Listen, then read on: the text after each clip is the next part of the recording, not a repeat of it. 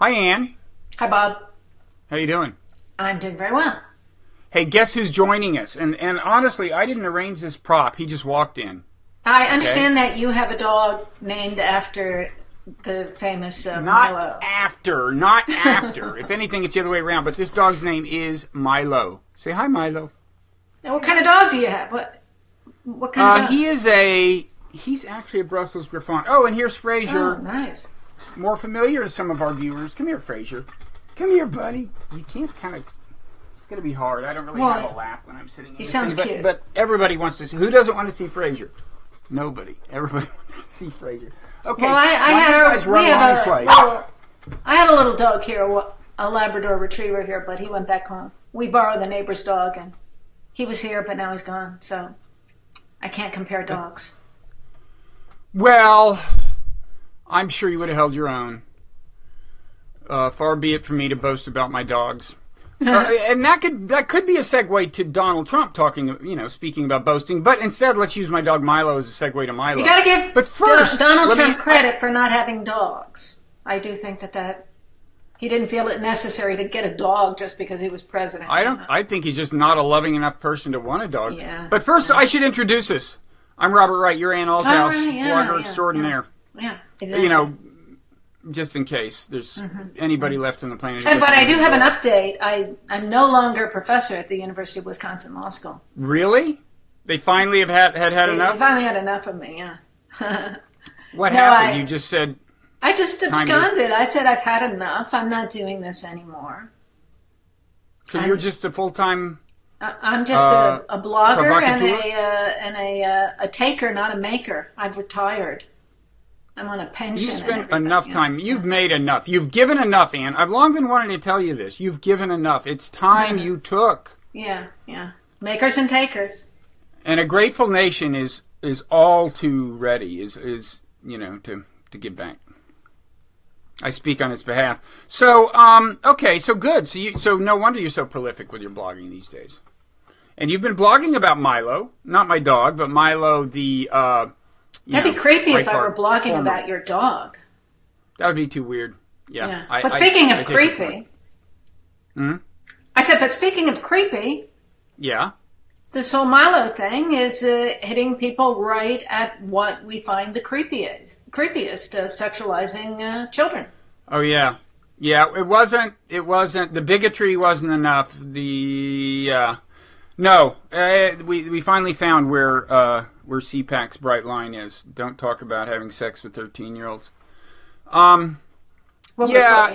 He himself was the victim. He was the 14-year-old boy that a priest had sex with. He was the victim, and he talked about it. I didn't watch the whole thing. Well, I think it's very interesting, and I think that there's a lot to be said for the argument that they were trying to take him down because of his politics and using what they could use, and they weaponized some old audio. But if you were really being fair, and I think the test of whether you're being fair is, what if you liked this man's politics? How would you treat him if you found this out about him? That when he was 14, his 23-year-old priest was having sex with him, and that he talked about it some years ago in a way in which he presented himself as not a victim. He denied that he had been a victim. So what do victims do? I mean, to me, it kind of connects to, let's say, battered woman syndrome or something like that, where you say, it was my fault, or he's really a good man, or something like that. I think that ideas about victims have been flipped just because this is a man they wanted to take down. I think it's, that should be tested. Well, I think there are people who wanted to take him down. I mean, the comments that got him in trouble went beyond saying I was sexually abused. Come on. No, he didn't say he was sexually abused. I mean, that's what's interesting about it, is he didn't say that he was abused. Well, he denied that it constitutes sexual abuse to have sex with a 13-year-old. I think 13 was the age under discussion. I think he said 13 or 14. No, in the Bill Maher clip... No, he said he was 14.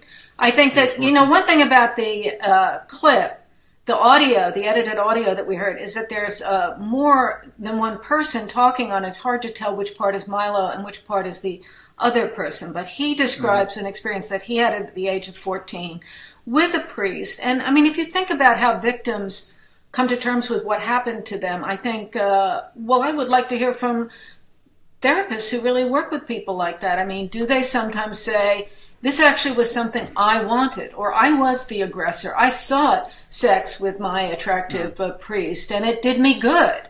I mean, if that's the way someone who was taken advantage of as a very young person, if that's the way they make sense of it, or come to live with it, or talk about it while they're still involved in working through what happened to them when they were young, how should we understand that? How should we talk about it? This eagerness to get this one man, because you don't like his politics, should not cause you to say things that you wouldn't say about if you actually care about child abuse. You should say the same thing that you would say to anybody who was speaking about his experience like this. I take your point, but don't blame this on liberals alone. There was a bipartisan, trans-ideological desire to get rid of the guy. His ideological affiliates wanted to dump him, and that was the key.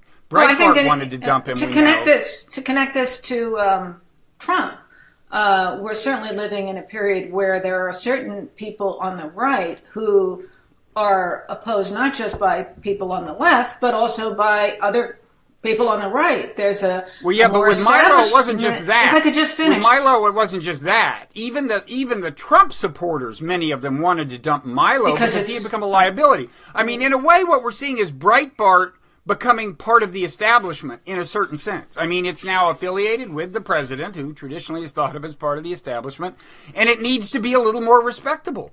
And he was collateral damage. And I would be willing to bet that Steve Bannon had conversations with people, and that this had his approval before the dumping by Breitbart was done. Well, first of all, it's so toxic, pedophilia, that nobody wants it on them. So once that got really stirred up very quickly, everybody wanted to get out of the way. So everybody now you have no friends. Now nobody cares. One thing that got him into trouble was saying it's not pedophilia if the person is sexually mature, like a 14-year-old. Well, I think he was saying not that it was acceptable to have sex with someone that young, but just that the term pedophilia refers to people who are prepubescent. And I think that's that a nicety about the word that has often been referred to. He also talked about the fact that 14 is the age of consent in Germany, where his mother was from. So the idea that 14 could be an acceptable age, that may sound horrible to us Americans, but there are places in the Western world, including Germany, where apparently 14 is an acceptable age. Of course, so this whole question of what should the age of consent be is something that Americans have talked about. It's become more taboo in recent years. I mean, did you notice that this video of Bill Maher just came out today, where Bill Maher had been taking credit in the New York Times for having smoked out Milo on the show. He was on the show on Friday, even though Milo and Bill Maher got along really well on the show. And I think Bill Maher showed Milo off to good effect, and I think identified with him. And then today in the New York Times, Bill Maher was taking credit for having brought down Milo, which I don't think he did. And then now this video comes out. Well, wait, let me finish. Now this video comes out of Bill Maher. I don't know if you saw that some years ago, where he was praising the love relationship between a 35-year-old woman and a 13-year-old boy, and saying it was love and she didn't belong in jail, and making fun of a woman who said it was rape. And Bill Maher said, how could a woman rape a man? With mockery, with a smug look on his face. So why doesn't Bill Maher get thrown off the air now? Why don't we just go after everyone who ever engaged in some loose talk like that back in the days when people thought you could say things like that? Or that it was at least questionable what the age of consent ought to be. The answer is we're pretty firmly in an anti-low age of consent right now, even though I don't know why we seem to wink and accept young teenagers having sex with each other now. I think there's a lot of hypocrisy I mean, my side would be to protect children and to discourage all kinds of exploitation of children. But, there's a lot of things people have said in the past, and I think a lot of video will now get dumped in a retaliatory fashion. And, we'll see what dominoes fall now. But they were hot to get Milo, that's for darn sure, including a lot of people on the conservative side. I would say that Trump and some people on Trump's side don't really like the competition from someone like Milo. Trump was the, cheeky, nervy, exciting, entertaining right-wing guy. And then along comes this cuter man, this cheekier man, and then he's horning in on the action. I think a lot of people wanted to see him fall. Oh, yeah, you think that's it? Like Trump was jealous of him? God, I don't. Trump was getting enough attention even for Trump's ego. I think it's the more conventional thing that Milo had become a liability, and not just because of this, but because, well, first of all, there's the fact that he was a complication in Trump's alliance with the religious right. Okay, Milo is this, quite openly gay guy who says all kinds of stuff you wouldn't say around the dinner table with your evangelical cousin. And so he had become a liability for that reason alone. In addition, he was too crude even for, probably 30 to 40% of the alt-right, however, you want to define that. You thought Trump was too crude to play in American politics, and that why did the religious people vote for Trump after the pussy-grabbing audio came out? I mean, something is changing in the culture, and, we're not really immediately keeping tabs on it. I think he was popular. I think he was attractive to a lot of people, and I think a lot of religious people are more comfortable with gay people than we might realize. Yeah, but did you see the video of Milo going to that pizza place in Indiana that got in trouble for saying it wouldn't serve pizza at a same-sex marriage, a same-sex how did wedding? That go? It went really well. The guy was sitting down with Milo, and he had sold pizza to Milo, and he knew that Milo was gay, and the man wasn't, this demonization of religious people really is a little bit out of touch, I think, to some extent. Wait, you're saying are you saying I'm demonizing religious people? I think that you have a stereotype of them as being very old-fashioned and homophobic in the sense of generally being afraid of gay people. But there are many, I don't think that's... And let me establish my credentials. 3 of my 4 siblings voted for Trump. Okay. Mm-hmm. One of them is an evangelical Christian. I have followed her musings on Facebook.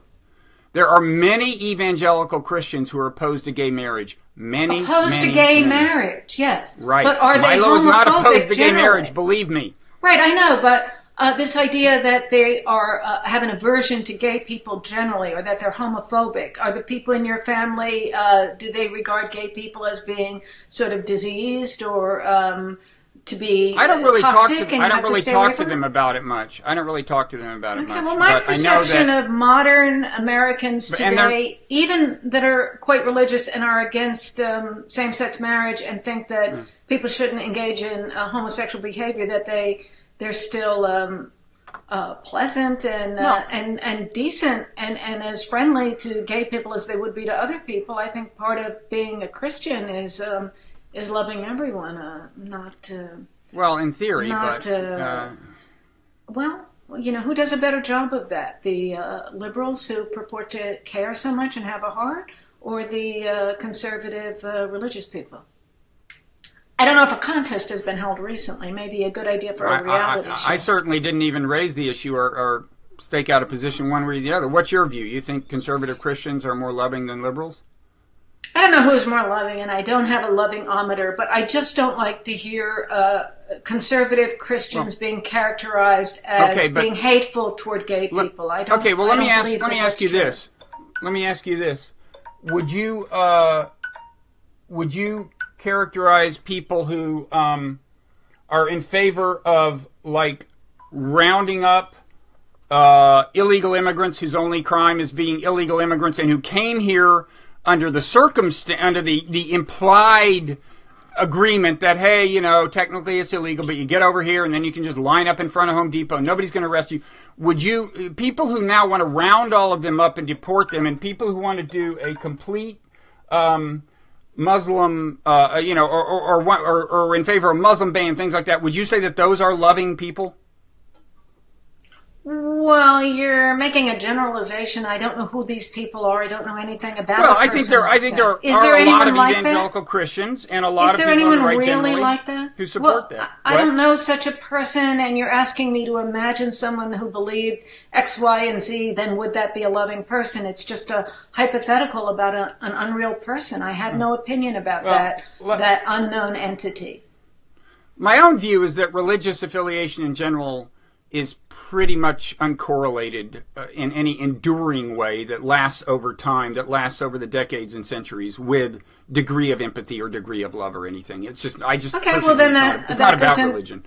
I was just saying I didn't think they had more hate. I wasn't making the claim. Right, but you seem to be thinking you seem to think you were disagreeing with me about that, whereas I hadn't really expressed an opinion. I do think. Well, you know, here to get back to what you. To get back to what you did express. Surveys show that evangelical Christians, certainly the ones who voted for Trump, are more conservative on gay rights than the average liberal. That's just a fact. Right, that's but to get back to what we were actually talking about, I agree with you that social conservatives are against same-sex marriage.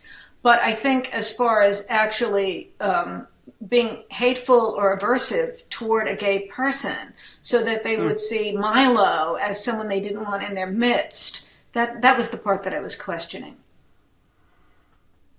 Oh, I think Milo's whole presentation of self, including the gayness and including all kinds of things he says about sex, and it's just a political liability with the evangelical part of Trump's base. Okay, so why was it even a big deal in the first place? Here's some guy, he's going around giving speeches, like a comedian.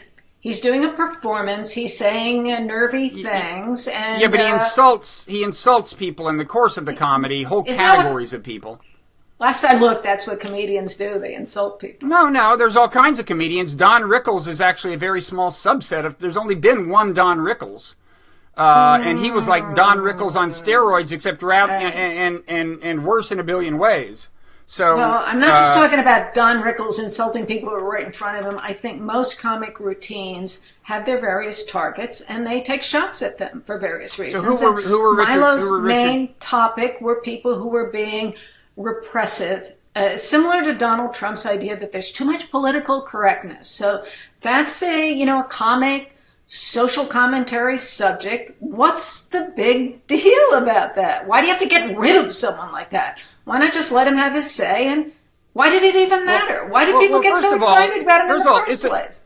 It's a free country, and any given publisher can choose to publish his book or not. Any given conference can choose to have him as a speaker or not. And fine, surely you wouldn't say his constitutionally protected free speech is being denied, right?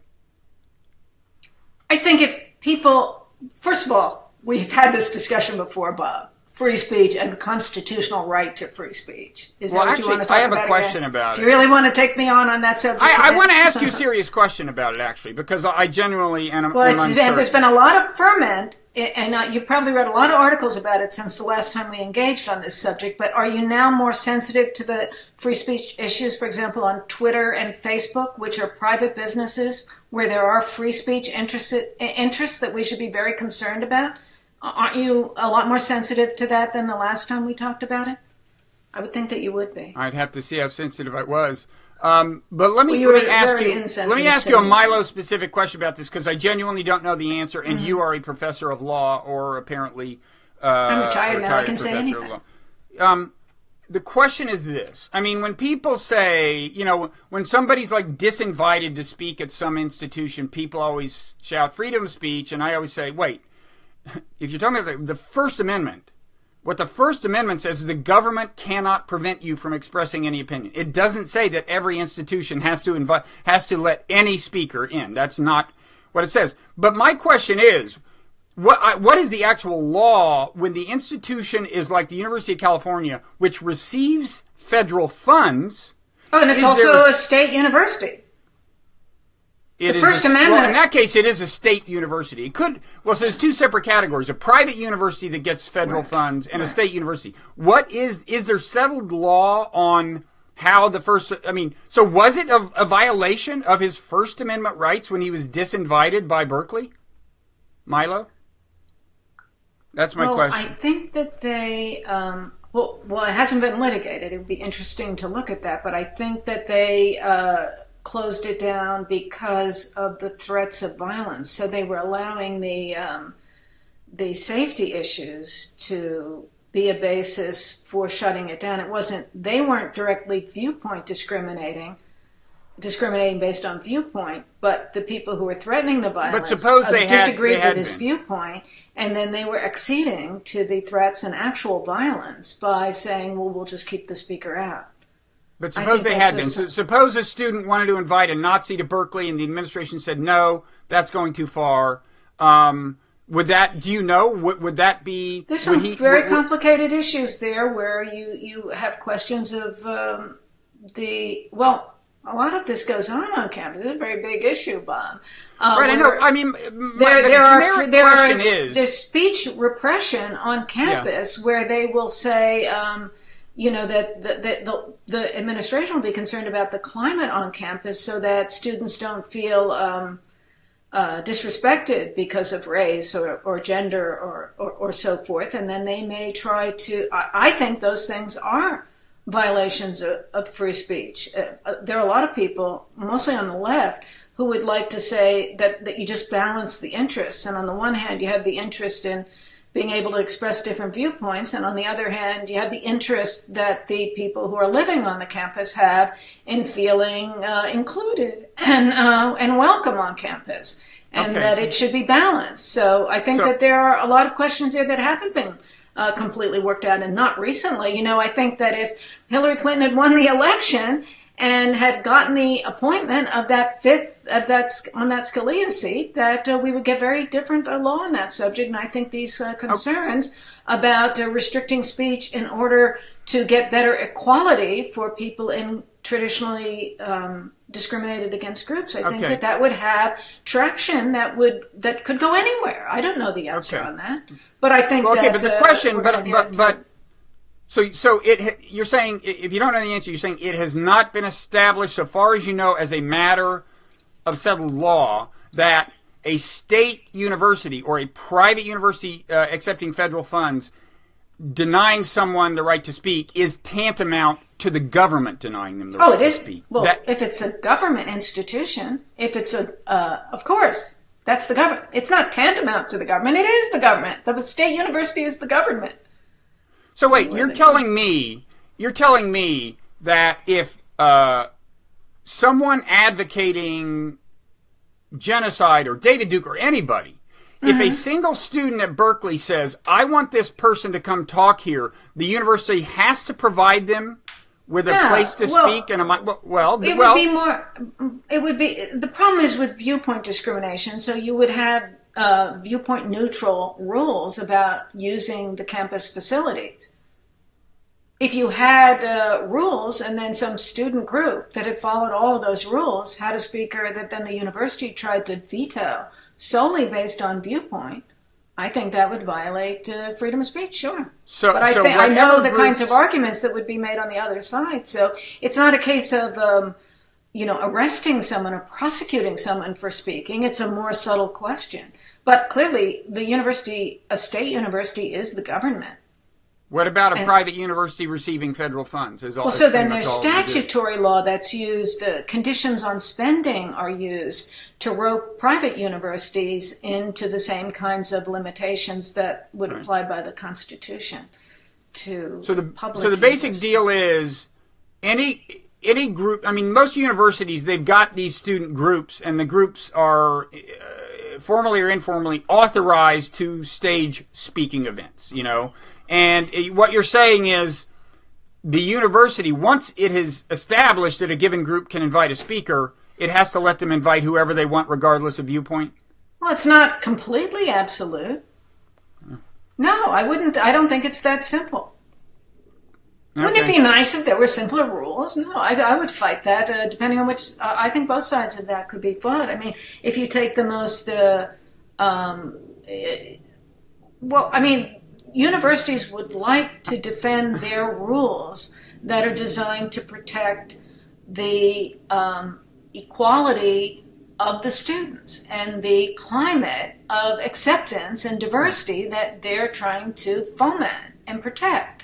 And that hasn't been completely worked out. I don't think that that's clear. I think there are arguments on both sides. Yeah, I guess. And even where you do viewpoint discrimination, you could have you could say that the government has a compelling interest in that particular discrimination, just like race discrimination is permitted if you can honestly show a compelling government interest. So what counts as compelling? That's what people fight over. It honestly seems to me kind of... I don't get the logic really of saying that if what you're saying is if people are saying a state university or private university receiving federal funds has to accept anybody regardless of viewpoint and give them a public stage, that seems to me kind of weird. I mean, it's not like that. I think that's a very crude statement, and I don't think you want to make that statement. I can't. So that's what we call a straw man, Bob. You're setting up a straw man. Well, I'm having trouble getting clear on to what extent we know what the situation is. I guess I don't understand what the situation is. Well, I think is anything at all settled in the law on this subject? Anything at all?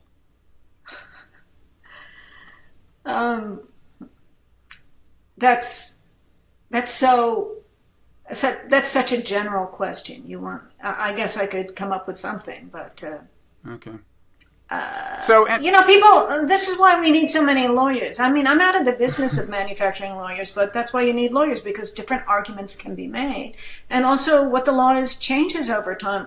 Again, I think it's changed just based on Trump getting elected and getting that 5th seat on the court appointed. I think that will make a difference. But what do you think the answer should be? I think would be a more interesting thing to talk about. I think the answer should be discrimination based on viewpoints about things like, let's say someone's viewpoint was, this is something I heard Milo saying on Bill Maher's show, what if you had the viewpoint that transgender people have a mental disorder?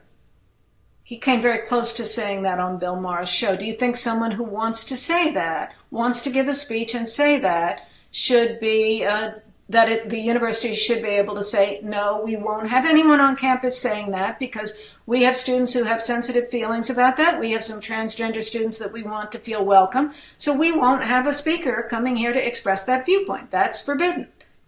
Do you think that would be right? I don't. I mean, first of all, I just think it's odd for someone who's gay, if you're right, and he embraced the idea of deeming a minority sexual preference, as constituting mental illness. That seems to me kind of something that I wouldn't want to say if I were gay, and don't want to say even being not gay. But Bob, so that seems odd. As for the look, I don't. My only point, here's my main point, is there have always been speech codes. There have always been things that were beyond the pale. And to pretend otherwise is just to deny the truth. And I don't think it's a bad thing that there are speech codes. I don't think it's a bad thing that if there's a university that just would not let a Nazi on campus to speak, that's okay with me. There have always been lines. But with the reason for having... And by the way, I want to add one thing. Let me just clarify this. It's important. People will go, oh, he's against free speech. It's the opposite.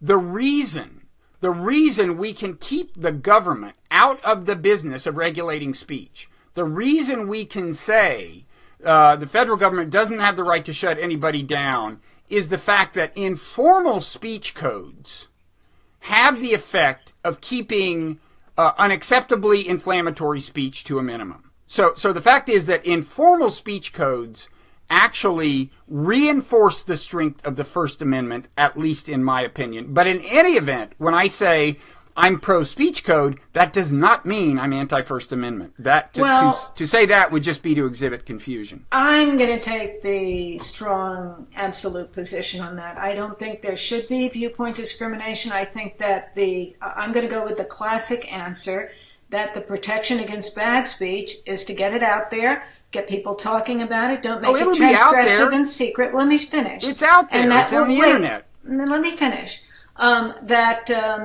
You let people speak, you don't restrict them, and then the informal restriction is just when people hear it, if it's bad, they judge it to be bad, or they argue against it, they argue with each other, and it's worked through the system. So you don't need a code saying don't say it in the first place. What you have is the process of the human mind hearing and thinking and rejecting what's bad. Now, if you don't trust human beings to do that and you think you need to filter it so that they don't get the chance to hear it, well, then what's it all about? What's the point of any of what we're doing here? You know, I mean, I trust human beings. It's all out there. It's all on the internet. The government shouldn't shut it down. It's all out there. If you want to go discuss it, discuss it. But if I'm paying to send my child to a small private school, I don't want any time wasted in the turmoil over, whether genocide is a good thing or whatever, or whether, whether we should reinstitute racial segregation or any other beyond the pale idea. Who would make your student go to hear some particular speaker? Your child go to hear a particular speaker. If you don't want to hear that speaker, don't go. Why isn't that a good enough answer? It's an extracurricular event. The way these things work, leave aside my child. It's just that, the fact is that there are enough kind of fault lines in society, in particular ethnic fault lines, and, actual ethnic warfare happens in the world and has happened many times in history. There are enough fault lines of that kind alone such that certain speech codes on campuses and in various venues, I think are a wise thing. I think it's, I just don't think it's the business of a college to air every conceivable political worldview. There are finite resources being consumed whenever a college outside of the classroom, outside of the classroom where students are talking to each other. Do you think it's the business of the university to tell students that there's certain things they're not allowed to say, there's certain arguments they're not allowed to make, and to use disciplinary codes, maybe expulsion or suspension, to punish students who express ideas that are deemed incorrect? No, I don't think. Well, that's what maybe speech codes do, Bob. Well, that's a different kind of speech coding, and I thought we were talking about speakers invited onto campus. Yeah. Well, most campus speech codes are about what students can say to each other. But if you want to, I'm bringing that up. But if you want to talk about speakers, that's student groups. There's certain neutral rules about students forming student groups, and they might form a group that is conservative or liberal, or that. Then you get into trouble. Let's say there was a student here at the University of Wisconsin who wanted to form a white supremacy group. Obviously, so you could say, no, you can't do that. Or you can say, go ahead, if you follow the rules for forming a student group, you can have a group that's about that. No one's going to want to be in that group. And the very idea that the group was even suggested held that student up to contempt by basically everyone. And it got nowhere. And it just didn't happen. So you didn't need a rule against it to stop that from happening. But let's say there is a student group on some scurrilous, unpleasant, ugly belief, and they want to invite a speaker in, and they follow all the rules for inviting a speaker, and so they get a room, and they can have their speaker. What is the big deal? No one has to go to that. And if you start to say, well, then the university should draw some lines and say no to some of those speakers, then some bureaucrat is going to be making the judgment about what crosses the line. And you might say, well, I like the line that I would pick. But really, somebody's going to be drawing the line. And the better safeguard, the more the classic free speech approach would be to say, don't make a viewpoint line. Have neutral procedures. People pick who they want. And then that's your answer. And people can go listen to the person or not listen to them. And probably reject ideas that are bad. And that's the safeguard. My main point is that if somebody is precluded from speaking on those grounds, in my view, that is not in any meaningful sense a denial of First Amendment rights. I don't care if the college gets federal funding, blah, blah, blah. There's all kinds of federal properties that do not make a habit of letting anyone come in and make a speech. You can't walk into the Treasury Department and...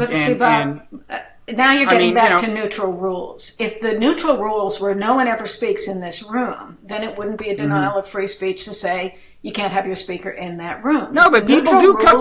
People give talks at the Treasury Department. Can reserve auditoriums for their speakers, and the group follows those rules, then it would be a denial of free speech to have viewpoint discrimination. I'm sure talks have been given at the Treasury Department.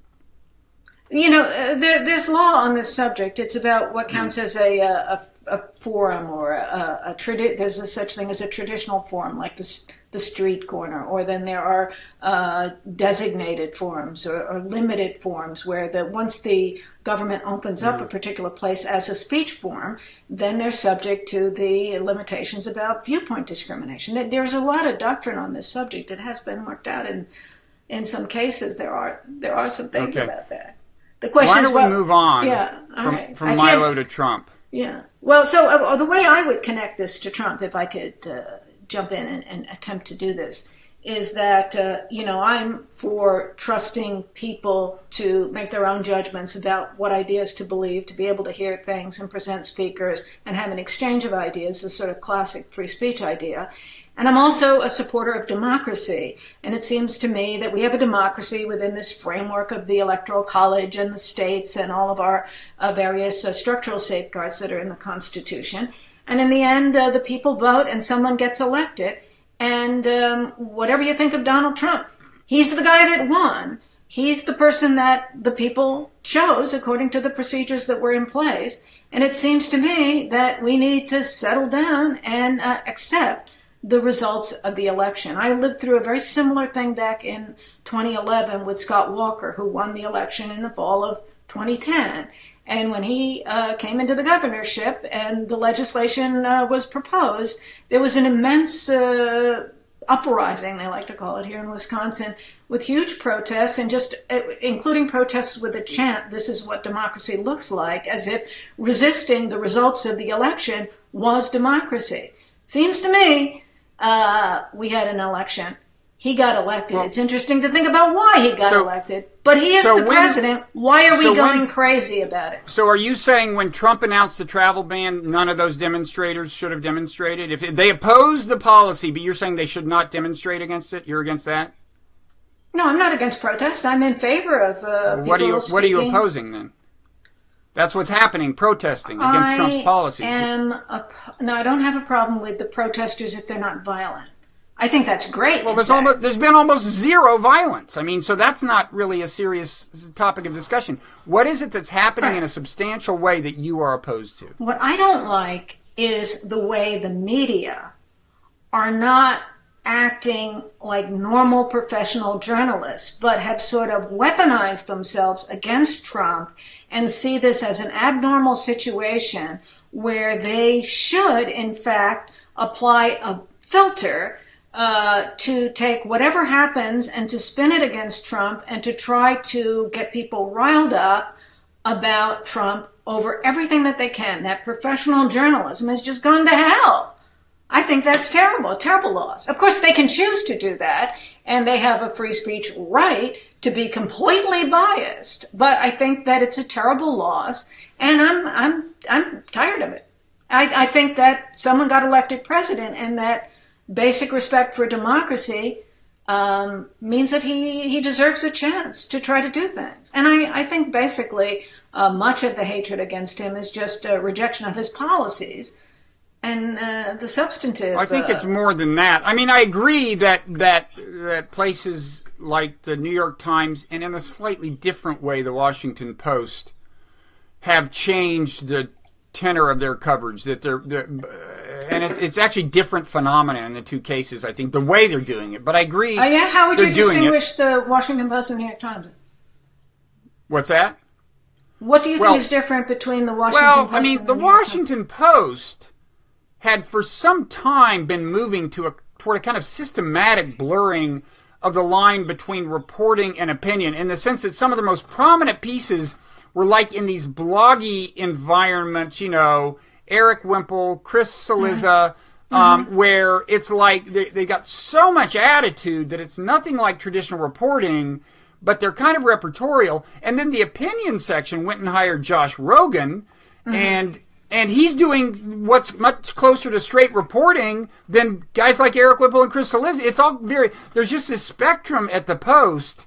And, you know, I think with the Post, it may be partly about Trump. It's also about the Post has really gotten what works on the web, I think, or at least succumbed to that more than the Times has. So the Post has gotten very clickbaity, and so you'll have on one of these bloggy type things, you know, Reince Priebus's no good, very bad week or whatever. You know, the headlines. Like a headline. Oh, it's so embarrassing. And they were doing that before Trump. I mean, that's just been an evolution, and I think Trump has kind of carried that to a slightly new level. Now, with the Times, I think there are actually new rules. In the straight news area, they're saying, like, we're going to call it a lie in a headline. And I think that's a big mistake. Because I know.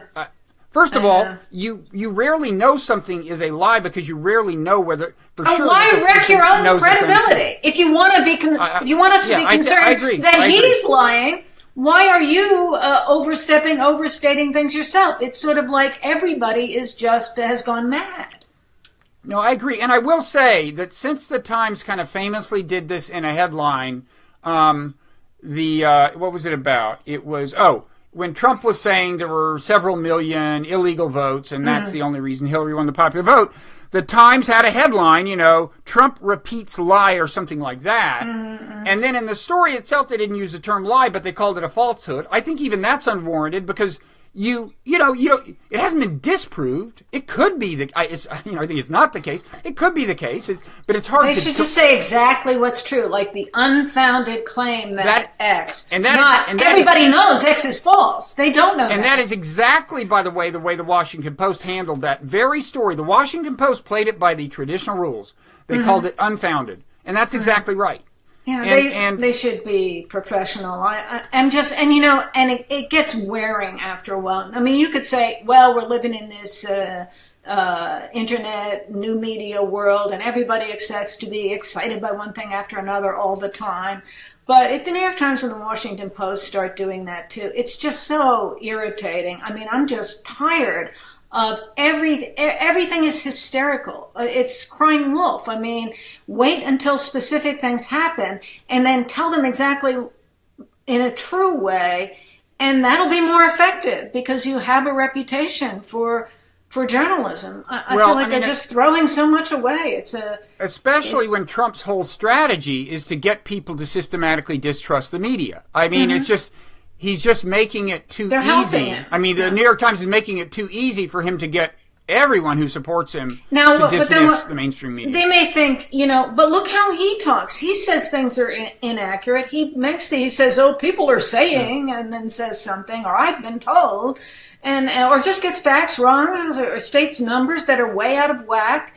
And it's maddening, but it's bait. He's doing bait. He's playing some crazy new media game, and you can say, well, the gloves are off, let's just have it all out. But I think it would be more effective for his antagonists to just really stand strongly on accuracy and traditional values.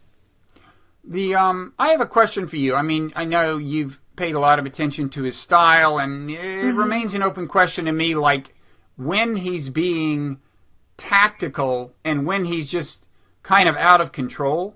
And in this big press conference, a week or so ago, that was great. There was this, but there's the one, and for the most part, I thought, although people like me of my ideological persuasion kind of found a lot of stuff that they thought was unhinged, and I thought for the most part, for his purposes, in terms of consolidating his base, I thought most of it worked. But the one thing I didn't understand was the way he responded to the anti-Semitism question. Well, I couldn't hear the question. Well, it was weird because you couldn't hear it was totally the question. clear. I couldn't hear it. The guy started out by saying, first of all, the guy had a yarmulke on, okay? So Trump knows he's Jewish. The guy says, my friends and I, everyone I've talked to, he may have said everyone Jewish I've talked to, I don't know, but it was clear that's what he meant, does not believe that you personally are anti-Semitic. And Trump acknowledged that and said, good, thanks, or something. And he said, but we're concerned, and then he went on, he just wanted Trump, I think he wanted Trump to denounce any incipient anti-Semitism, whatever. For some reason, it really triggered something in Trump, and Trump saw it as an attack in a way that, I couldn't hear the questioner, and I don't think the transcript had a lot of inaudibles in it, so I don't know what that guy really said. But wasn't that after Trump said something like, I can take some more questions, but I only want a nice question? Can somebody ask me a nice question? And then that guy's I'll ask a nice question. And then it wasn't nice. It was a pretty nice question. It was a softball question. Who's to say? It was the easiest question in the world. It was easy. Here's what you should say if you're Donald Trump. You should say, first of all, thank you. I'm glad that in your experience, Jewish people understand that I have only the deepest respect for Judaism and so on. Yeah, but Trump. I share your concern about any, anti-Semitic, so on and so on. You're done. It's the easiest question in the world. It's like, well, Trump has his ways of doing things. Obviously, but whatever he does, it has worked for him. You might say, well, that's a crazy way to do things. Who would do it like that? But Trump does things his way, and it's worked out pretty well for him. So maybe we should be a little circumspect and ask, why did he do it that way? What was it about that guy, that's my whatever question. that guy said, that made him react the way he did? I think we should put in more of an effort trying to understand what Trump is doing. That's what I've been trying to do. That's what I was talking about last fall when we talked last time on September 9th. I was saying, he is doing something. And if he gets elected, we're going to have to look back for the rest of our lives trying to figure out what was that thing that he's doing. So I'm trying to understand day by day, what is he doing? To just say, he should have done something else. I would have done something else. Everybody that makes sense to me would have done something else. But that's not what he did. And, he's the one that got elected. He's doing something that I think we'll be trying to understand for the rest of our lives. But I think it's worth trying to understand why he did what he did, not to just say, he should have done something else. Well, I'm not saying that. I'm asking you the question. Do you think he was just kind of out of control, or was there actually some kind of tactical logic? As I said, I can't believe anybody thinks that was a good idea tactically. Because he I'm sure, alienated many Jewish viewers with that answer. I don't know. I mean, you could say who actually isn't already against Trump has any reason to think that he is at all anti-Semitic. I think that is so bogus. But I can't really address how he reacted to that one question because I couldn't hear it. I don't know what set him off. Something set him off. If I had a word-for-word transcript, I would analyze it and try to figure that out. But I don't really know. I don't know what else Trump might know about that person. I don't know if there was something about his tone. But something set Trump off, and he saw that as a hostile question, and it made him mad. Well, for whatever reason, I don't know. The only you can say he should have acted differently, but he acts the way he does. I'm not saying that. I'm just asking. And my own only conjecture about how it could have conceivably been tactical is that, there is the far right part of the alt-right. There's non-trivial, anti-Semitic part of the alt-right. And maybe he feels he needs to throw them a bone every once in a while. But if it wasn't that, I cannot conceive of how it made sense to answer that question the way he did. Again, I would need to see the guy's face and hear every word that he said. And I'd also like to interview Trump about what exactly was it about that person that got such a strong reaction from him. Maybe there are answers to that, but I think the argument that Trump is anti-Semitic is ridiculous.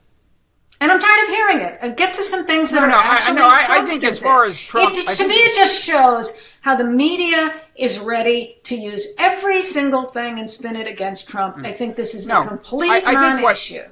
What Trump personally is anti-Muslim. And that, I think, is worth talking about very much. I think he's part of his base may be anti-Semitic, we talked about this but he personally is anti-Muslim.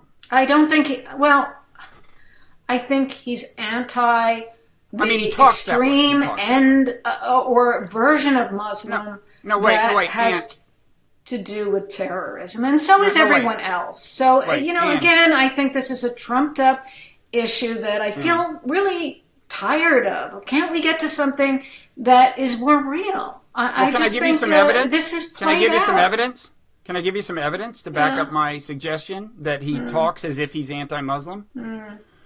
Well, first of all, there's him saying, I want to ban all Muslims from coming in the country, which he said. But secondly, on Inauguration Day, he had until we can figure out what's going on, he said, and it had to do with extreme vetting. So it was about the intake point. Okay, so how about this? On Inauguration Day, he chooses a pastor who delivers who handles the service for his family. It's a private service. He chooses a pastor who has said, Islam is evil. And then, in addition to that, he chooses for the actual inauguration ceremony to have a contribution from Franklin Graham, who has also said, Islam is evil. Now, you just said that his problem is with the extreme end of Islam. Well, if that were the case, he wouldn't be associating himself on Inauguration Day with two separate ministers who have said Islam is evil, right? I think that's some evidence, but I don't find it convincing now. Well, I know what I'm saying. It's just not enough. Why don't we can you conceive of him having invited two ministers who have said Judaism is evil? What do you think? The uproar would not have died down to Obama this day and, if he had done Jeremiah Wright. What did you think of all of that? I thought there was a huge uproar about it, and Obama wound up distancing himself from Jeremiah Wright. Obama resigned from that church, as I recall. Do you think he treated Jeremiah Wright the right way? I have no idea. I don't see the relevance of that question. The point is, Obama did make a decisive break. And Trump, first of all, there was virtually nothing said, because in America, Muslims are the one group that you can kind of walk all over with only the most modest protest being registered. Well, I don't believe that. I think this argument... Well, have you heard anybody else make the point I just made about the position of those two ministers? Again, if he had two ministers who said Judaism is evil, we would still be hearing about it. During the service, so this idea that would not be required. That would not be required. Believe me, you would have heard about it. If instead of Islam is evil, they had said Judaism is evil, you would have heard plenty about it. It's some evidence. It's out there, but I think that it's not really the best way to deal with the Trump presidency, to keep standing on this anti-Muslim idea and yelling about it. I don't think it's effective. I think it's deafening, and it's undercutting the anti-Trump position to keep harping on it. I think people are closing So you don't think it's an ears. Important question? You don't think it's a question worth airing, whether he's anti-Muslim? I think it's an important question to look out for as when anything happens. If it's actually about a general anti-Muslim position as opposed to attempting to filter out terrorist-oriented Muslims. Okay, do you want more evidence? It's something that should be talked about. Do you want more evidence? Not really. I think that I would rather... you don't want to hear the evidence. You don't want to hear the evidence. I want you on record. You do not want to hear evidence that Trump is anti-Muslim. I don't want to use our brief conversation to hear you list items of evidence. I mean, what's the value of that? I mean, it seems to me... This is America.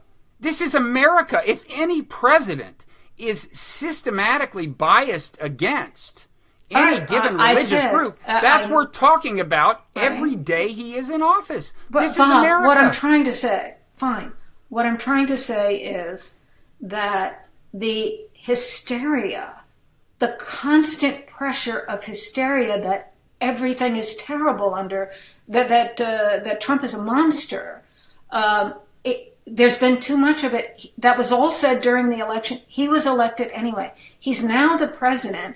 You can't just keep that hysteria going day by day in an effective way. I mean, what are Democrats going to do to rebuild themselves, to find a way to, I mean, and how are we going to understand the Americans who did vote for Trump to just say, well, they're all a bunch of anti-Muslims, or they're hateful, they're racist. I didn't say that. I didn't say that. But I'm just hearing, I'm hearing, I sound like Trump. I heard that, no, I'm hearing too much of the rejection of the people who voted for Trump, of simply trying to destroy his presidency before it's even begun. And there's just too much of that. I think it needs to be more strategic, more carefully structured. And I think Democrats and people who don't want to go in the conservative direction need to figure out a way to be more appealing to the people who did vote for Trump. I think that this just, hey, there's an anti-Muslim, there's hate. I think that has played out, and it's gone too far, and it doesn't have traction, I don't think. I don't think that that's going to work. I don't care if it has traction. I don't care if it has traction. Right. I'm not, I mean, but again, it's the idea that an American president would exhibit and just, advertise these kinds of views toward several million American citizens who happen to be part of a particular religious tradition is just nauseating. And if it was any other religious group, you would have heard a lot more about it. And that's why I'm not going to let it go. I'm not going to let it go. And I don't understand your logic that I should let it go, just like you've heard I need to let it go. And by the way, did the right let go their grievances of Obama for a single day when he was in office? I mean, Mitch McConnell said our job is to keep him from being reelected on day one of or whenever he said it. Well, how are you going to keep Trump from being reelected? What's your plan there? Well, that's an important question, and I think I want to have a series of conversations about it. But I mean, do you think that the way you're talking and the things you've said in the last 10 minutes, do you think that will prove effective in defeating Trump in the next election? Well, it depends on who I'm talking to. It's not the way I'm having a conversation with you. Well, who do you need to talk to? Who do you need to appeal to? Not me. If I were speaking in, I don't know, wherever, it would depend on the group I was addressing, how I would speak.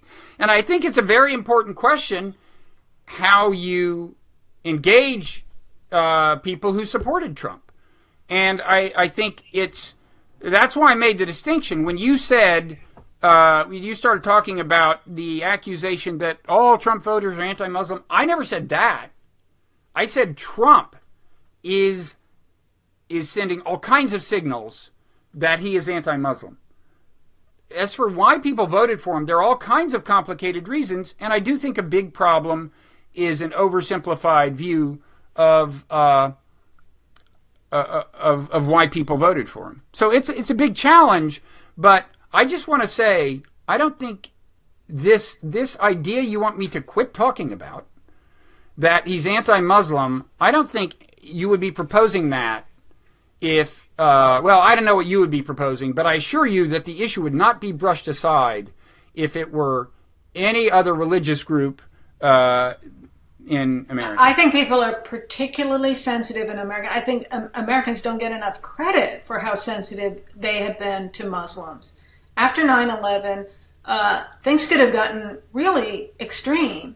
And I think, I really have often wondered why there hasn't been more praise for how accepting and careful Americans have been in being respectful and reaching out and being inclusive toward Muslims. I think there's been a tremendous amount of that. I think it's a pretty good track record. On the other hand, when they'd been denied the right to build mosques, the so-called Ground Zero mosque, and that had only the best intentions behind it.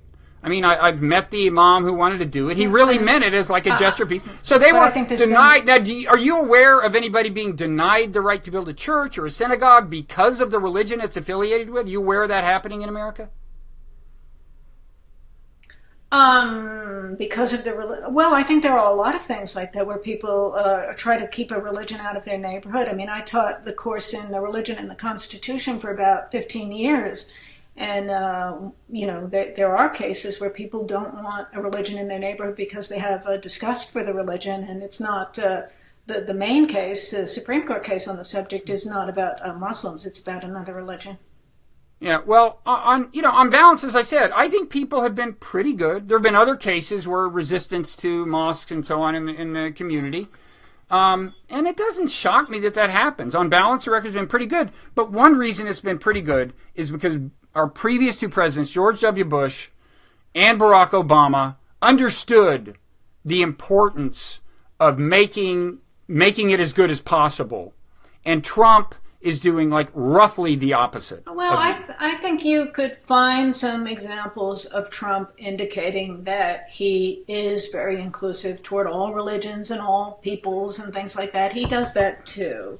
But I do think his main issue from the very beginning was and is immigration. It's about new people coming into the country. And as to that, he's been very tough and very just strict in the sense of being suspicious that we need to make sure these people aren't dangerous because they come in. And I think that there was an aspect to that said there's some categories of people who are more likely to be dangerous, and we want to have extreme vetting as to them. And I think to the extent that he said, and Muslims are that category of persons, that was a big problem. And I think he's been trying to correct for that. But, that was his leverage for getting traction in the first place. So, he is responsible for that, and I think that was part of the election. But I'd like to operate from where we are now. And I would say, a mosque burns down in Texas. He says nothing. It's true they haven't apprehended anybody. It could still be the occasion to emphasize that nothing intentional like that should happen. Well, somebody goes into a mosque in Canada and shoots 5 people, even though it's in Canada. That could be the occasion for him to say something. But he doesn't. Well, this whole argument, he didn't say something. The negative failure to talk about something at a particular time. Just saying you need to be careful what you choose to criticize him for. This idea of he needs to make the right statements at the right time. Maybe he won't do that. Well, we're about out of time, but I feel guilty. We didn't get to this little thought experiment you wanted. Well, I think my thought experiment, which is on my blog, should make it clear that the problem with Trump is the same political policy problems that liberals have with conservatives all the time. That if Trump, in fact, had all of his policies but had the personal style that was sort of an ideal of temperament and speech and tone, that you would hate him for that people who are liberals who didn't agree with his policies would be just as against him as they are with all of the wild style that he has. And if there were a liberal Trump who had all of the policies of Barack Obama or all the policies that liberals like, but had the style of Trump, had come from business and funded his own campaign and done his politics on the fly and spoke in a rough, weird way like Trump and had as many crazy mannerisms and stylistic points as Trump, that you would just think he was a wonderful genius and really cool if you agreed with his policies. So I think it's really at the substantive level where the disagreement lies, colorful though Trump is, and the color is orange, of course, that it really is about politics and policy, and all the rest is sort of entertaining or interesting or something to get very excited about. But if you go through my thought experiment and think of the two alternative Trumps, the liberal left Trump with all the stylistic similarities, and the Trump with all of his conservative policies, but with none of the style points, people would divide based on the political policies and not the stylistic. Well, I think that's to some extent, this is a general truth. I mean, if Barack Do you Obama disagree with that? Well, not as a general principle. I mean, if Barack Obama had been pro-life instead of pro-choice, and I list several other things, then probably there are a lot of people on the right and the religious right who wouldn't have found various things about him that they found annoying, and who wouldn't have been questioning where he was born and so on. I mean, that's just the way human nature works. All the things that annoy conservatives about Barack Obama, if he had all of their policies, they'd love those things. And if Barack Obama had all conservative policies, the people on the left who love Barack Obama wouldn't love him. They would dislike him. Right. So, I mean, we talk about style a lot, and we act like it's a big deal, and as if, he must be crazy, and so forth. But I think a lot of that is hot air, because if you look at those hypotheticals, you can see that basically it's a disagreement about policy, and the rest is just superficial. But we love to talk about superficial things. It's a lot of fun. But if you settle down and look at it closely, I think you can see that all the style is for nothing. If there were a liberal who were like Trump, coming out of business, like one of these tech billionaires, suddenly entered politics and was able to hit the ground running, and just, by trying to figure it out on the fly, was able to defeat 16 opponents and so forth in the Trump stuff. People would think he was great. Liberals would think he was great, that they had the coolest guy. But I wouldn't. I personally, if you're asking me to personally take the test, if Trump's politics were my politics, I really think that there are things about him that I dislike that I would still dislike. I mean, the fact that he's such an incredible braggart and goes on bizarre tangents of self-aggrandizement, that would still bother me. It's just so obvious. I mean, like, when I'm rooting for a football team, it would be just a little foible. Well, maybe it wouldn't bother me as much, but it would bother me. The other thing about your test is I needed a little elaboration. So when you say, but he has all the imagine him like sharing my ideology, but the candidate, but he has all the personal characteristics of Donald Trump. Well, do you mean he gratuitously insults people and is a braggart? I think I would notice those things and dislike him. Rough speech, but more specifically, but do you mean like he insults whole ethnic groups? Well, like Trump, that he insults. I don't believe that Trump does that, but I think at some point the hypothetical. If you really want to pick the hypothetical part, at some point you'll say, well, where's the line between style and substance? And obviously there would be a gray area, so we could get very subtle about that. But the hypothetical, which is stated pretty briefly, assumes that we can distinguish style and substance. Right. So, like, making fun of handicapped people, that's not just the same as just making fun of Well, I don't think some he people. did that, but... he did. But if he were your guy, this is my point. Yeah. If he were your guy and you liked his substantive policies, you would be defending him on that handicap thing and say he didn't do it. Not yes, in a million... Not in a million. How about the time Barack Obama was on one of these late night talk? How about the time Barack Obama was on one of these late night talk shows and he was making fun of his own bowling or something like that, or some sport, and he said it was as if he was in the Special Olympics, so that he made fun of mentally disabled. Mentally challenged That's persons. Not nearly as flagrant as what Trump did. Well, and you really don't think Trump was making fun of that guy? Have you seen the video? Have you seen the video of Trump doing that? You really don't believe he was making fun of that guy? No, I don't think he actually knew what that guy... I think he makes those kinds of gestures making fun of people all the time, and that he was embodying the statement. Have you seen the video put out by his supporters juxtaposing his making fun of that guy with his making fun of Ted Cruz? Sure, they picked the exact little part, and then they put it with something else that matches up to that. It's artfully done, yes. No, it isn't just that. No, let me finish. I got to be clear. You got to let me do this. There's a video going around where it shows Trump making fun of that guy, the handicapped guy, and then it shows him making fun of Ted Cruz and goes, see, he does it all the time. Okay, two relevant points.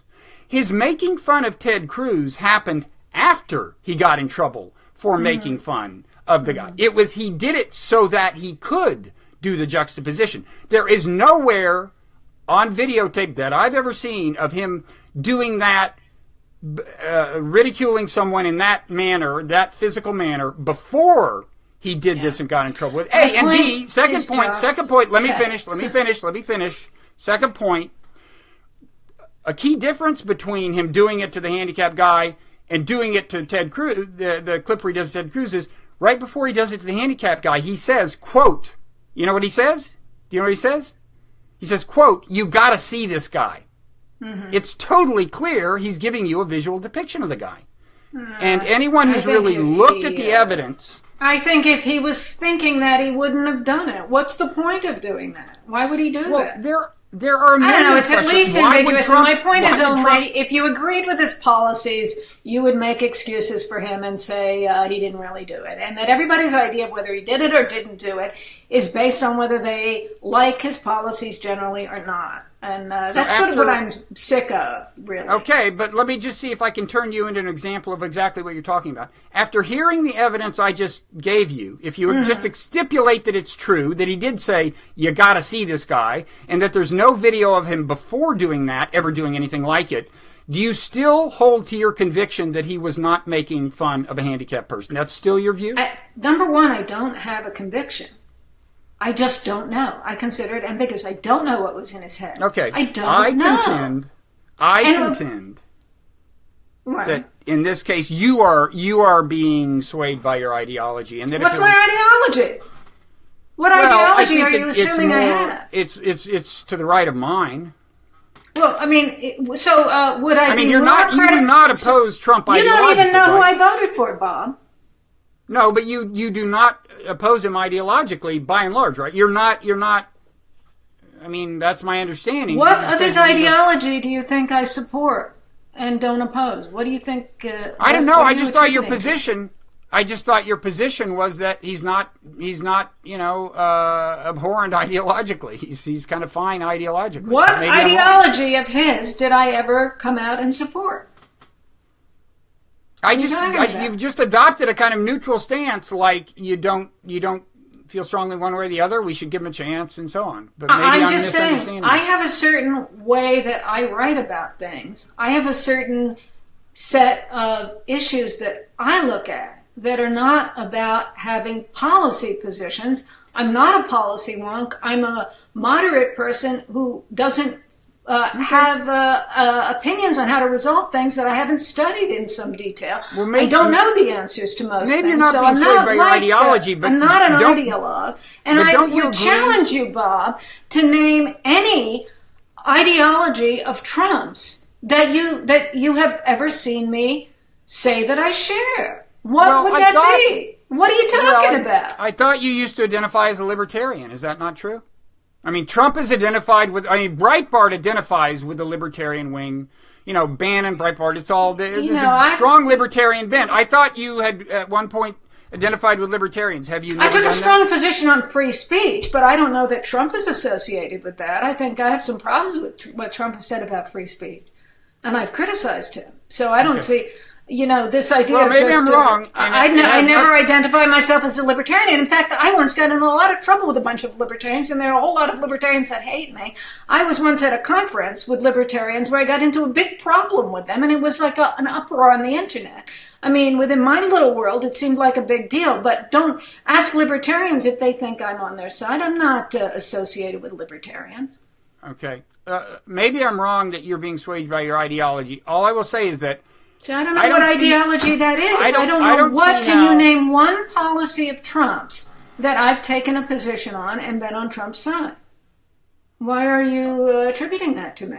Yeah, as I just said, the last sentence out of my mouth is, maybe I was wrong to suggest that ideology is swaying you. So I'm not talking about that anymore. What I will say is that I don't see how anyone could examine the evidence on Trump, on the alleged making fun of that handicapped person, including the evidence I just presented, and not say at a minimum, yes, it looks like the chances are greater than 50% that he was making fun of a hand. I don't see how anybody could not say chances are greater than 90%, 95, 97. But so I don't understand that part of your epistemology. I would say if someone were anti-handicapped and hostile to handicapped people, first of all, Who is that? Who would that even be? Who's against handicapped people? That's not even a thing.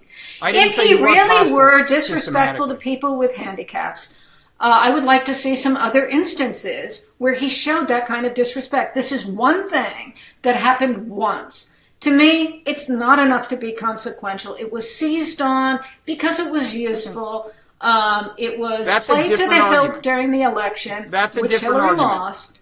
And so I just think it's not enough. That's a different argument. If you think it's fine to have a president who makes fun of handicapped people, that's a separate argument. I was just focusing on the question. Obviously, I don't know, but Bob, you are specializing in straw men today. Obviously, nobody even. You just said it's not a big deal. You just said it's not a big deal, didn't you?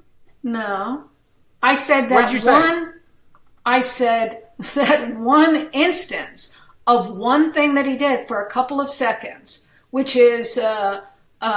If there were no other examples of him disrespecting handicapped people, I just don't think it's anything worth talking about other than as a sort of aha thing to try to bring down somebody that you hate for other reasons. And so I'm not buying that as enough. It's a thing. We've been through it. It's just not enough to go forward with. Well, whatever. That's a separate question. To me, it's a deal breaker. But because you don't like his policies anyway. If you loved everything else about him, you would. I'll tell you honestly. The answer to your thought experiment is if he shared my ideology, but were as bizarrely self-obsessed and unabashedly and publicly self-obsessed as he is, and insulted as many people and groups as he does, and specifically insulted handicapped people as he does. I might not vote for his opponent. I just wouldn't vote. What if his opponent had a policy of excluding all Muslims and repealing Obamacare and putting a right-winger on the Supreme Court? You wouldn't have just I guess, you could eventually make it extreme enough, but I suspect I just wouldn't vote. I mean, but... in any event, the final, we're way over time, but the final thing I want to say is, you said, your position is, look, he's president, deal with it. And I do agree that there's various kinds of tactically unwise overreaction to him. And it's a real problem, both on the left and among conservatives who hate him. And that, it's in the interest of those of us who oppose him to sort that out. But I will say that this guy is unlike any president we've had, certainly in my lifetime, by a long shot. In terms of how manifestly unqualified he is, in terms of how extreme his views are, in terms of how noxious his professed tactics are. I don't mean like behind-the-scenes tactics like Nixon, but along all these dimensions, his manifest incompetence and the perniciousness of certain aspects of his ideology are unprecedented in my lifetime, and I remember the Kennedy-Nixon election at least vaguely. So I go back, and I know enough about like Eisenhower, Truman, Roosevelt to say, going back, a century, we have not seen anything remotely like this guy. It's the weirdest thing I've ever seen happen in America, electing him. I think it's just amazing. But we have to live in the real world that we're in. It's a democracy, and he did go through the process, and he won. And I think we need to deal with the reality competently. I think freaking out and just saying that shouldn't have happened. That's how they attempted to defeat him all along. From the very beginning, the Republicans and then Hillary, this is just too weird to happen. This can't be. So that hasn't worked so far to stop No, but him. I'm not going to lose sight It's of even energized. It's almost helped him to do that. So it's energized his base, but it's also energized the opposition. So it's a complicated thing tactically. I mean, some of the things that energize the opposition also energize his base, and it's a very difficult thing tactically. But I'm not saying I have the answer. But I'm not just going to quit citing my grievances. I think it's really egregious that we have a conspicuously, I think undeniably anti-Muslim, president. I don't think and it's bad, and that is bad tactics because that's I think you're exaggerating some of the jihadists. problems. I think you're exaggerating some of the problems, and still in a kind of denial that what happened even happened. And I would just recommend being more calm and realistic and choosing the particular things and attacking them substantively and not continuing to freak out over him personally. I think I don't think that's effective, and I think people are just going to turn off, and it's almost going to help him.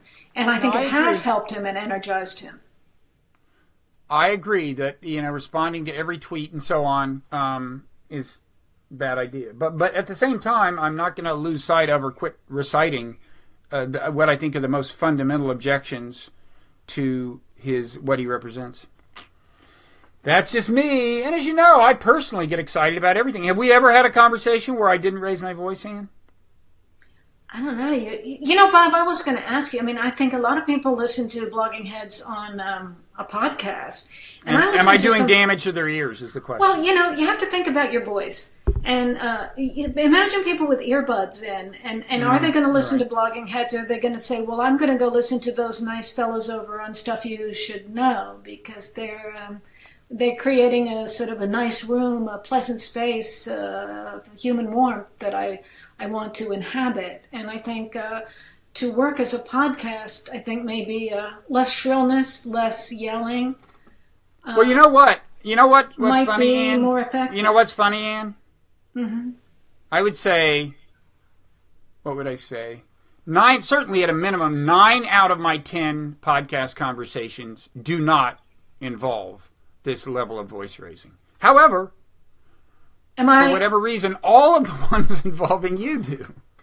Well, and I don't know. What's your analysis of that, Bob? Because, I mean, I don't know. Well, may I suggest? And sure. My husband has watched these videos. Oh, you have a theory? He says, what? You have a theory? He says you should at least pretend to be enjoying speaking to me, and that you should show appreciation for me, and whether you actually feel it or not, to make it feel like this is a fun conversation, or this is an enjoyable conversation. This is a good place to be, as opposed to a tense, struggle. Well, it only gets periodically tense. Mm-hmm. But there's certain points that people will just turn off. I mean, there's endless other places to go. And just think about the voice that people need to listen to. I mean, I think with the really effective podcasts, I mentioned the guys on Stuff You Should Know. I don't know if you listen to that, but you have two guys who have a good rapport with each other. And they go back and forth, and it's funny, and it gets serious, and there's a certain flow to it. And it sort of fills the space and makes the person who subscribes feel like this is a way for me to be with people. These are people I want to be with. And I think you have to create that quality. I mean, what makes good radio generally? I mean, I was thinking about Howard Stern, who some of this stuff about Trump was on Howard Stern, and something else was on Howard Stern. The George Takei stuff that came out about pedophilia after the Milo stuff was on Howard Stern. And I think, Stern creates this sort of warmth, this sense of being in a room with people that would be a very wonderful place to be. And the listener is, invited into that space. Mm-hmm. I mean, I'm thinking, I used to do a podcast and then I stopped, and then podcasting got a lot more popular. And, now I've retired, and I'm thinking about going back and doing a podcast. I was going to ask.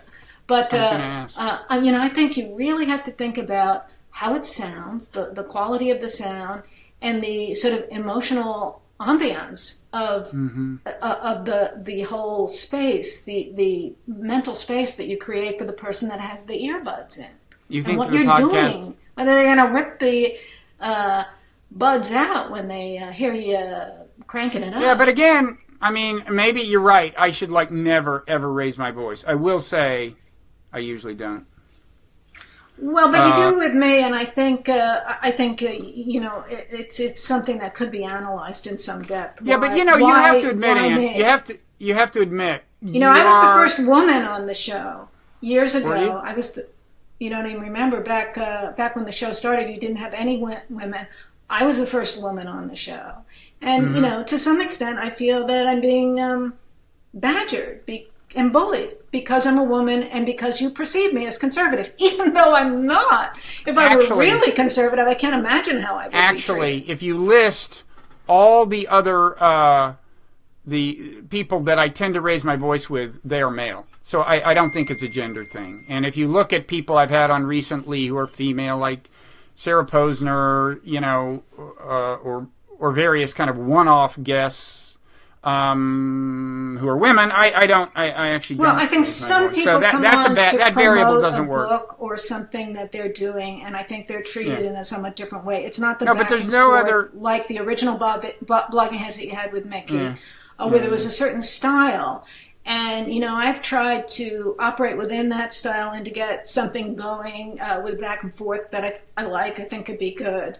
But I do feel that I'm yelled at and talked over and bullied in a way that nobody else is, including come on, in the comments. Don't play victim. You're bullied. I'm bullying you. Really? I'm sure the commenters on your site will say that you're not. But oh no, on the contrary, let me just say an interesting thing has happened with our comment section, which is it's become mainly right-wing. Most people in my comment section do not agree with me, and so far as I can tell, you know, don't even like me. Okay, well, so I am I don't know. to comment you know, and it's, on how you've been treating me in these podcasts. Well, no, but it isn't just. And also, Bob, when I see this visually, I'm only hearing you and I'm not seeing, but when I see you visually, you're going to be rolling your eyes at me and making faces at me every time I talk? Actually. Because I just watched the September 9th blogging heads, and you were really making very rude faces every time I talk, and always looking for chances to step on what I was saying. I mean, my husband tells me I shouldn't go on the show, that that I shouldn't put up with it, and that it's not right. It's your call. But I will say that I think you will look in vain for any eye rolling per se on this particular episode. I encourage you to spend an hour and a half looking for it, but I do always watch. Yeah. I don't watch. I listen, and I never and I should listen to myself, but I never listen to myself. I can't stand it. Maybe I'm making your point. Well, I'm just saying. I think that listening to really excellent radio people, like I suggest Howard Stern, who have warmth about them, who say edgy things and always say interesting things, and say things relatively concisely. But they create an aura. They create a space that the listener wants to be in. Yeah, that's true. On the other hand, there are successful shows that feature heated argument and raised voices. That's just a fact. Hugh Hewitt. I've been on Hugh Hewitt's show, and we raised our voices, and it seems to work for him. You know, there was a time when Crossfire worked very well and had a lot of that. You know, it's like there are different genres. I'm not saying I should not take a sedative before I do. But you specifically said that you yell at me, that I'm chosen to be the one that gets yelled at. No, I didn't. In fact, that's a distortion of what I said. I specifically said there are other people it happens with, and in response to your claim that it's sexism, I said no. Actually, all the other ones are male. Well, maybe because I because number one, I'm perceived as conservative. Number two, I stand my ground and make my arguments, and I have legal training, so I'm able to do that. And also, I'm just experienced speaking in front of a law school class, so I really know how to not let anything shake me and to keep going through with it. Maybe that's it. So I think that may create some kind of a reaction. But I do think that part of it is that I'm doing something that you don't expect a woman to do. Okay, well, how do you account for the fact that when men do it, I react in exactly the same way? That when they disagree with me about something I really care about, I do the same thing. Well, maybe I need to put together a clip. This or isn't a single like you. Clip of 2 this seconds isn't like that you, would Ann. prove. This seems to be not consistent with the kind of tenor we see on your blog, like playing victim, saying it's sexism. Don't you often kind of ridicule people for doing that? I am often critiquing things from a feminist perspective and calling sexism when I see it. I call what I see. I don't just do it haphazardly or for no reason. I call it as I see it. I call it as I see it. Yeah, well, anyway, as I said, the data do not bear out your claim that this is sexism. And yet Trump is anti-Muslim and anti-disabled people because... Right. Because the data bear that out. You didn't want to hear all the evidence, but I could have kept going, yeah. I just thought a bill of particulars would be too boring for a podcast. You have to keep the audience interested. Well, by now I'm sure nobody's listening. We've literally gone on for an hour and a half. Yeah. But okay. But well, let's end on a positive note. Okay. Yeah, I know. Let's try to find a positive note. Are you going to start a podcast, Ian? I might. Yeah, I might. Am I going to be a guest? Well, I don't even know if I'm going to have guests, but I don't like being I got to say, I don't want to be a host for people who are coming on to present something where then I like it to be equal, so people go back and forth over issues rather than to have a guest who is presenting something and needs to be sort of I'm not good as an interviewer. I don't want to do that. But So what, you're thinking going solo? That's hard. Oh, well, I used to do it solo. Oh, sure. Did you? I used to do it. Yep. Yeah. Back when I did podcasts years ago, when they first started, I did podcasts. I did them solo, and they were based on the blog. They were like an audio summary, or I picked some. I had a theme song, Audible Althouse. It's a podcast of the odd last few days on a blog called Althouse. That was a theme song. It was a good theme song. I still have it. I may use it again. But the idea was I would pick some things that I'd been writing about, and I would incorporate comments and talk to people, and the people that liked the blog liked it. Well, you should do it. I mean, there's a lot of competition out there, so you should hurry. But you know what? I'm not competitive now. I don't need anything. I have everything I want, I'm not trying to get somewhere. It's all intrinsic. I would only do it not to get somewhere. I would only do it because I found it intrinsically rewarding, like the blog. So I don't need anything to get anywhere. That's my philosophy. Okay, well, that's a good philosophy. And you have your audience, whom I'm sure we'll be hearing from on this. I have enough people paying attention to me. I'm not really trying to get more people or more attention. I don't want to be more famous. I don't want to I'm not trying to persuade anyone of anything. I'm just doing my thing on particular days and just for the fun of it. Okay. Well, anything else we should talk about? I mean, we've already set a record for longest podcast, so we could go longer. We better shut up now. No, I don't think it matters. I think it's just you and me at this point. Okay, well, there's that one person, and thanks for sticking around to that guy. I think you're being too optimistic. I'll bet there's at least one person. So, by the way, I want to say one final thing. Mm-hmm. It's an acknowledgement of, it's a full disclosure.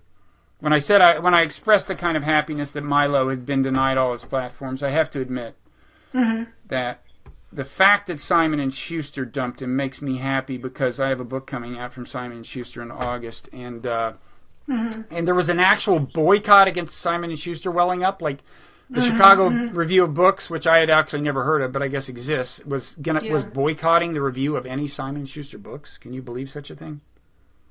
There's too much boycotting going on today, too much bullying and strong-arming. I think it's disgusting. Now, Anne, I'm glad that bully, so I'm going to take that personally. I'm glad the boycott didn't end up affecting you, but I think this use of boycotting is and just this shunning of people and driving them out of Twitter or driving them out of. I think that's terrible. I hate seeing the country go in that direction. I hate seeing people on the left go in that direction because, as I've said before, I think that the left used to be about free expression and more of a live and let live kind of an approach. But my right-wing commenters tell me I'm completely wrong about that and that they were always fascistic. Always jerks. Yeah, I don't know. I am ambivalent about the boycott thing, too. I mean, viscerally, I feel like, yeah, when I hear that, like, they're boycotting Ivanka's stuff. But when I start thinking about where this could lead, I am... Yeah, There's it no could be. end I mean, when everyone in America, the products they buy is determined by, you can tell somebody's ideology by which brand of shoes they wear. That'll be not good. And, if you do it to one side, then they'll do it back to you when they have a chance, and people will just behave like a bunch of ridiculous children. But I think we're already there. They have a chance now. I mean, there are people who are buying Ivanka's stuff as a political statement, so the counter reaction starts right away.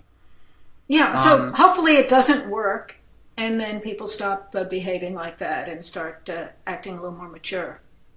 Yeah, we'll see. Okay, well, I've exhausted myself from raising my voice, so I have to go take a nap now. Okay. Well, have a good nap. Okay, see you next time. Okay. Bye. Talk to you later. Bye.